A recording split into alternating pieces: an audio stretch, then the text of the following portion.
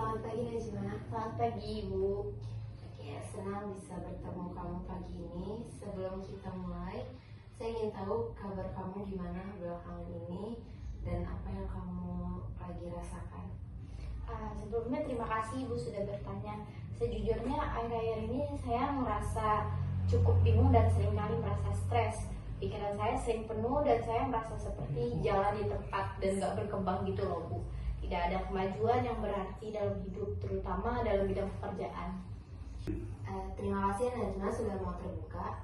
Kedengarannya kamu sedang berada dalam situasi yang cukup menguras pikiran dan emosi ya? Betul Ibu. Bisa nggak kamu ceritakan lebih detail apa yang sebenarnya membuat kamu merasa seperti tidak ada kemajuan atau merasa jalan kamu tuh di situ-situ aja? Saya merasa saya tuh saat ini nggak puas sama pekerjaan saya. Saya tuh ngelakuin rutinitas ya itu aja. Yang saya bangun pagi, terus saya berangkat kerja, terus saya kerja digaji, dan saya ngerasa itu tuh nggak ada perkembangan sama sekali untuk diri saya. Dan saya tuh ngerasa itu tuh monoton, sehingga saya tuh ngerasa bingung, terus bosan, terus juga akhirnya saya stres sendiri Bu. Oke, saya mendengarnya bahwa kamu merasa kurang terpenuhi, terutama dalam aspek perkembangan diri dan pencapaian diri kamu. Dalam pendekatan realita ini, kita melihat kebutuhan kamu ini sebagai hal-hal penting seperti rasa berdaya, merasa berarti, dan memiliki arah yang jelas dalam hidup. Apakah kamu merasa bahwa kebutuhan-kebutuhan ini belum sepenuhnya terpenuhi dalam kehidupan kamu saat ini? Iya betul banget Ibu. Saya tuh pengen banget itu ngerasain hidup saya tuh bermanfaat, bermakna, terus yang saya lakuin tuh membuat saya berkembang, saya bertumbuh. Tetapi sekarang malah sebaliknya gitu. Saya sering bertanya-tanya apakah ini jalur yang tepat, tapi saya ngerasa kalau ini tuh buang-buang waktu saya aja Bu. Oke, pertanyaan itu wajar muncul ya ketika kita mulai sadar bahwa ada sesuatu yang kurang sejalan dengan apa yang kita butuhkan atau harapkan. Sekarang, kalau kamu lihat ke belakang, apakah ada upaya atau langkah yang pernah kamu coba untuk mengatasi rasa bosan dan ketidakpuasan kamu ini? Sebenarnya belum ada sih Bu. Saya cuma mencoba untuk sabar terus. Saya sempat berharap mungkin keadaan saya berubah sendiri seperti itu Bu.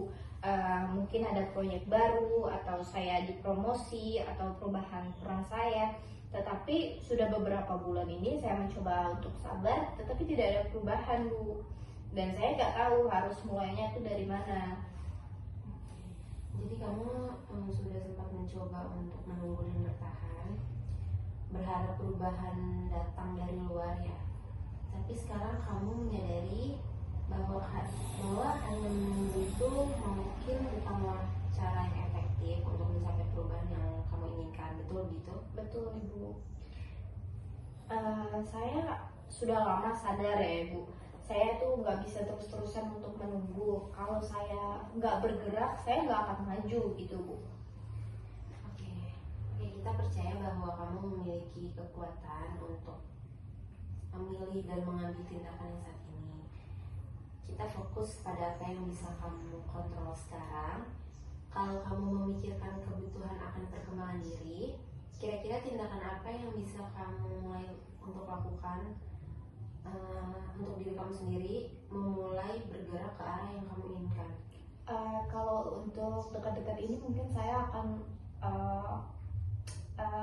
mengikuti pelatihan-pelatihan untuk memperkaya keterampilan saya, dan saya untuk kedepannya berharap untuk saya menemukan passion dalam pekerjaan saya sih Bu.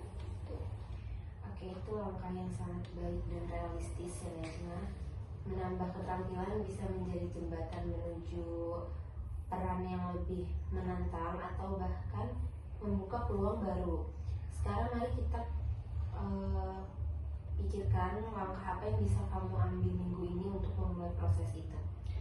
Saya bisa untuk mencari kursus-kursus online, pelatihan-pelatihan online yang sesuai dengan bidang pekerjaan saya saat ini. Lalu saya akan buat daftar pilihan atau mentargetkan beberapa pilihan untuk saya merubah pekerjaan saya menjadi passion saya sih gitu. Oke, rencana itu sangat konkret dan terukur ya, bagus Najma. Sekarang kita pikirkan bersama-sama apa saja kemungkinan hambatan yang bisa muncul saat kamu mencoba menjalankan rencana ini.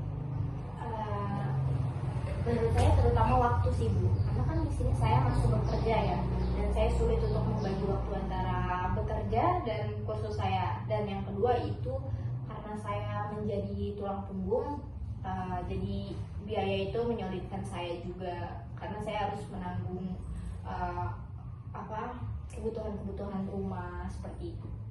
Itu sih Bu yang utamanya. Ya, itu sangat realistis sih ya.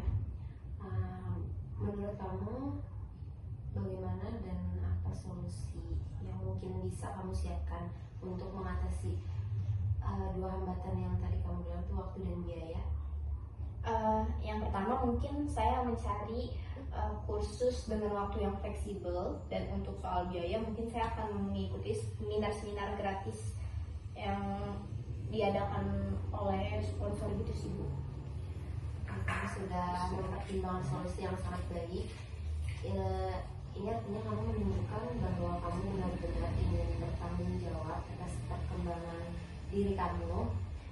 Sekarang setelah kamu punya rencana dan alternatif solusi ini, bagaimana perasaan kamu? Saya jauh merasa lebih optimis, dan saya jadi percaya sama diri sendiri kalau saya yakin saya bisa melewati ini semua, dan saya nggak akan stuck lagi di pekerjaan ini. Oke, itu sangat luar biasa Najma. Merasa memiliki kendala atas hidup sendiri adalah inti dari pendekatan realita.